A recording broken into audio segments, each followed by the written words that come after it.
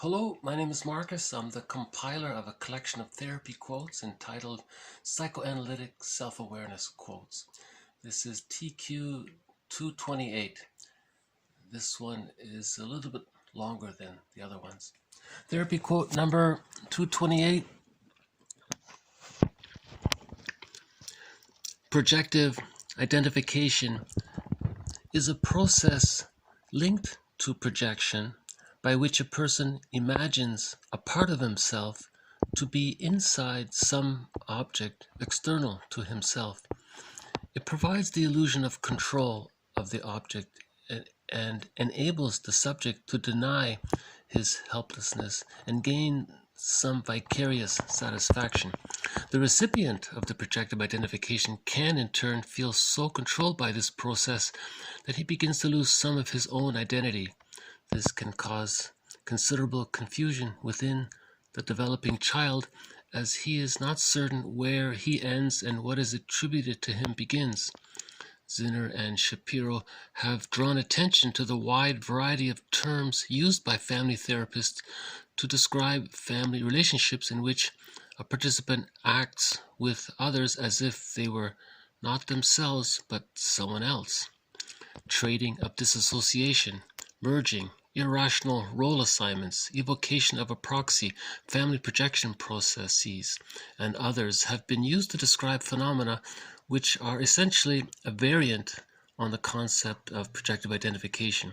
The authors point out that the common threads in the concepts are that the subject perceives the object as if the object contained elements of the subject's personality, that the subject can evoke behaviors or feelings in the objects that conform with the subject's perceptions, that the subject can experience vicariously the activity and feelings of the object, that participants in close relationships are often in collusion with one another to sustain mutual projections.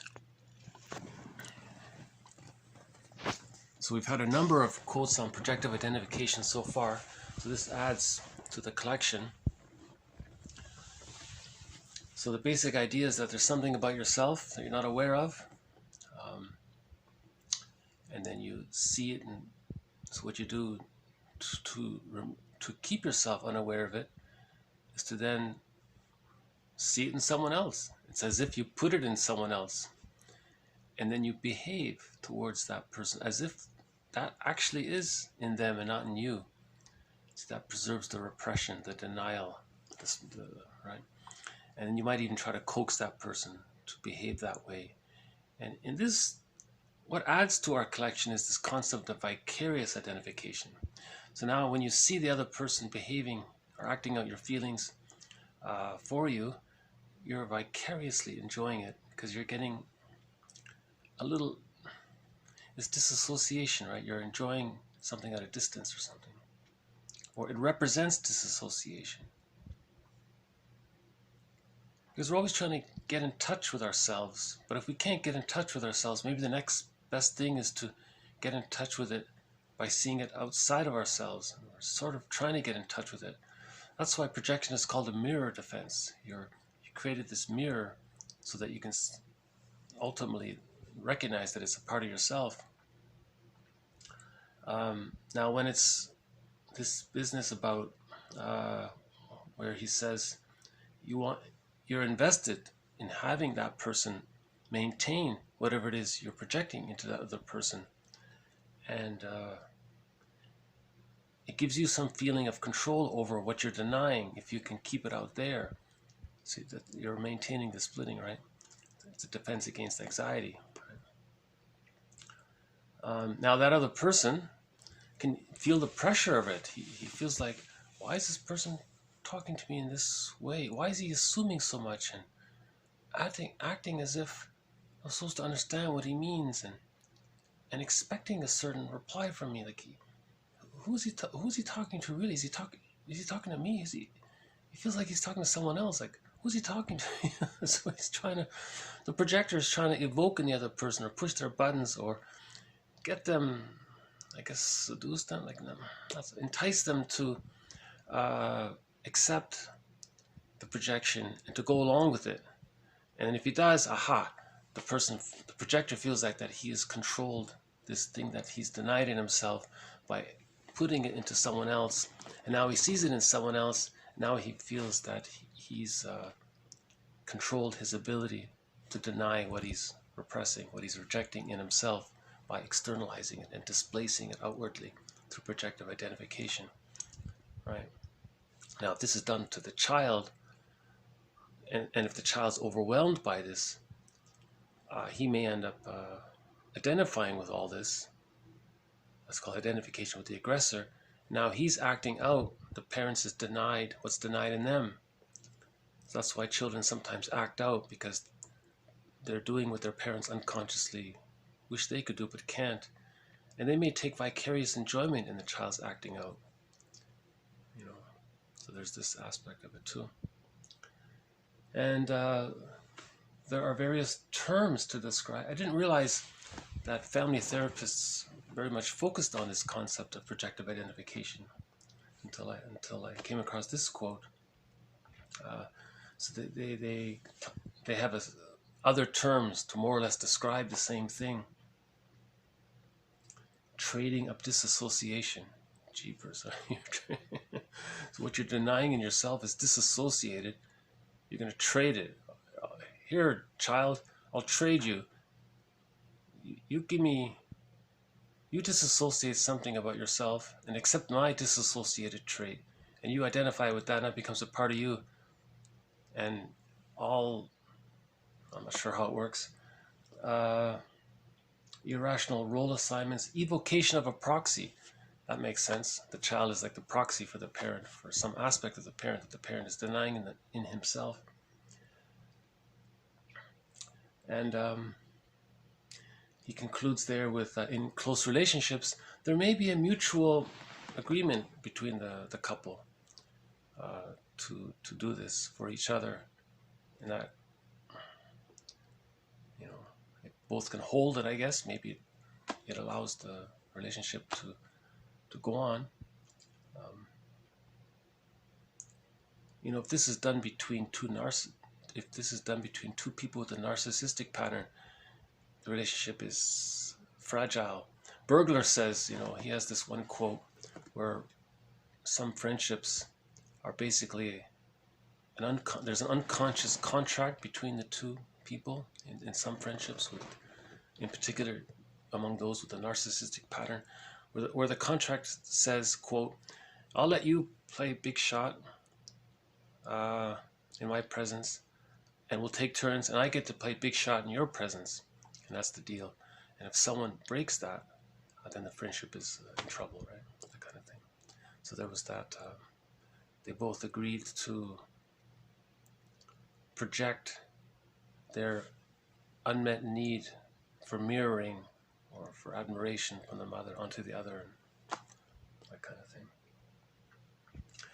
So in general, in previous videos, we said that projective identification can be a means simply to communicate a message.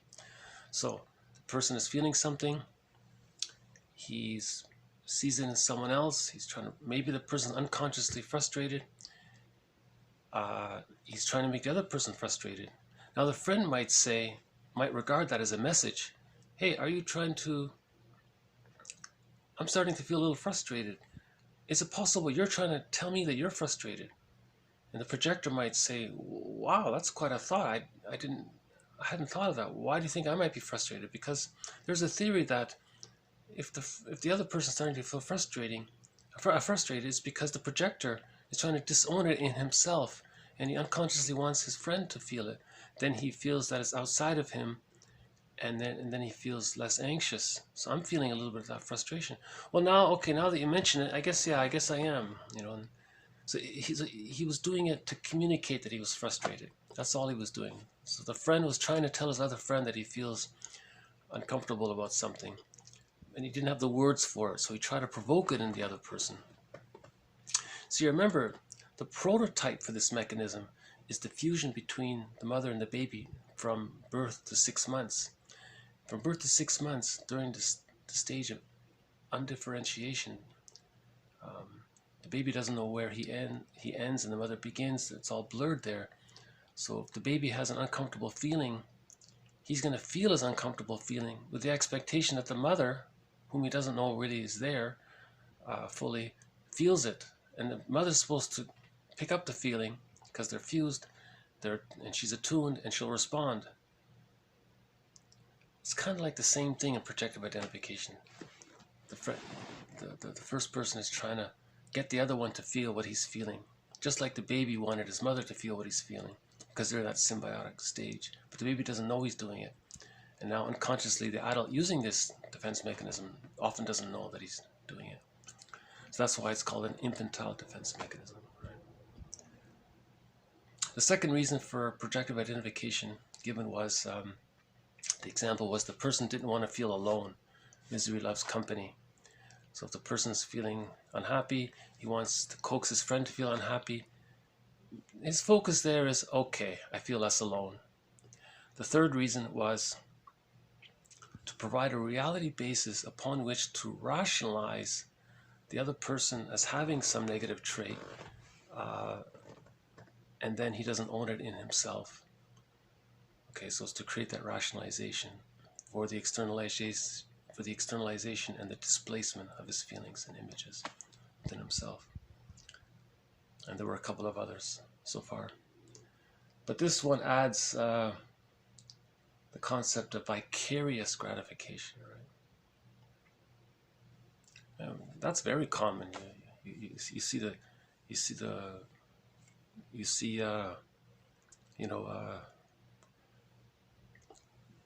see Roberto Alomar hit a home run.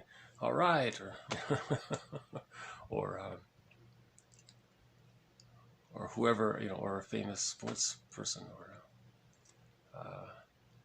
who was it? Joe Carter? He hit the big home run for Toronto, and everyone felt excited, right? So there's like a vicarious enjoyment through his acting out what we couldn't act out or couldn't do or something. So I'll just zip through this one more time.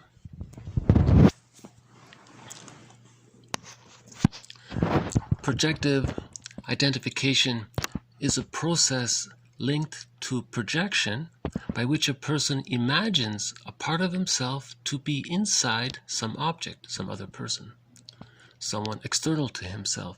It provides the illusion of control of the object and enables the subject to deny his helplessness and gain some vicarious satisfaction. The recipient of the projective identification can in turn feel so manipulated by this process that he begins to lose some of his own identity. This can cause considerable confusion within the developing child, as he is not certain where he ends and what is attributed to him begins. Zinner and Shapiro have drawn attention to the wide variety of terms used by family therapists to describe family relationships in which a participant acts with others as if they were not themselves but someone else. Trading of dissociation, merging, irrational role assignments, evocation of a proxy, family projection, process, and others have been used to describe phenomena which are essentially a variant on the concept of projective identification. The authors point out that the common threads in the concepts are that the subject perceives the object as if the object contained elements of the subject's personality, that the subject can evoke behaviours or feelings in the objects that conform with the subject's perception, that the subject can experience vicariously the activity and feelings of the object, and that participants in close relationships are often in collusion with one another to sustain mutual projections.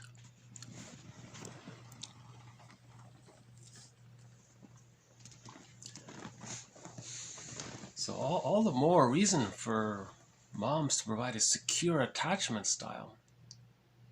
Because when there's a secure attachment style, by the age of 6 months, as he differentiates out, he won't use this. This will be gone. He won't need this. He's grown up. He won't need this infantile defense mechanism. This defense mechanism really is from birth to 6 months. you know. So if the mother can, like the previous video, offer positive memories that the child can introject, internalize, and that holds him, he can then move through the developmental process until he reaches the psychological birth. See, those who reach the psychological birth, they can make I statements easily. People with an insecure attachment style have a difficulty with making I statements. They communicate in these kind of passive-aggressive, trying to coax the other person. Yeah, there will be a future quote where I think was it the girl or the guy, they were kind of dating a little bit, but there was this back and forth between them. One person, it ended up being that one person wanted a relationship with the other person. He wanted it, but he denied it, and he tried to do all these things to coax the other person to say that they want the relationship. You see, he's trying to project into them what he's denying in himself. He's doing this unconsciously. So he really did want a relationship with the lady or the fellow or whatever the example was. And like he wouldn't return her calls to make her more eager to call him, to make it clear, to demonstrate that she wants a relationship with him. And so she's expressing his desire for a relationship with her. Something like that. So this is all, you see this, all this little, it's childish kind of, right? Normally, adults make I statements. I noticed this, and I feel this, and you know, like they can be more communicative about what they're feeling and be real, without relying on too much of this mind reading thing. See, this insecure attachment style, it's kind of like mind reading a little bit.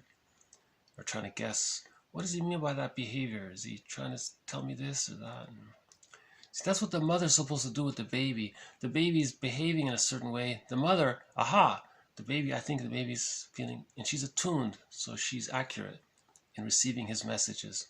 That's why that future quote, in a future quote, there'll be this idea that the mother should breastfeed when it's preferable if the mother could breastfeed, because it'll help her to be more attuned to receiving the messages from the baby, and she can match appropriately, right? Yeah. See the cause of confusion? If the mother is using the bottle and she doesn't know what the baby's feeling, and that becomes a template, in the future, the person is, both people are, they're not attuned to what people are feeling. They're guessing a lot. And, yeah. So yeah, this is an aspect of the insecure attachment style. This immature defense mechanism being a byproduct of it. And here we have some additional vocabulary related to the mechanism.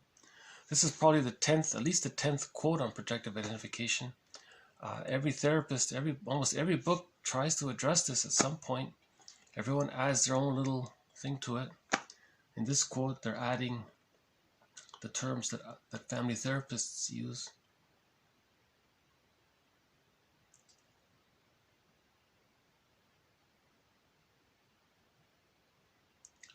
I don't know why he always says that. It provides the illusion of control. I think he means it provides the illusion that he's controlling the fact that he's not feeling what he's feeling, and he's putting it out there. He's controlling that. Maybe he means that if he can control that other person to maintain that role, that's his motivation for investing in that other person, accepting that role, that maybe he feels he's controlled his ability to deny his feelings. That's the repetition compulsion gone awry. Splitting precludes mourning. Projective identification precludes mourning. No longer using projective identification compels one to look within What's he projecting? That's what's in him that he's denied. Now he can bring it up and heal the split, right? And so on. Okay, I'll stop it here. So thank you very much. This has been TQ228. More on projective identification in future videos. Bye for now.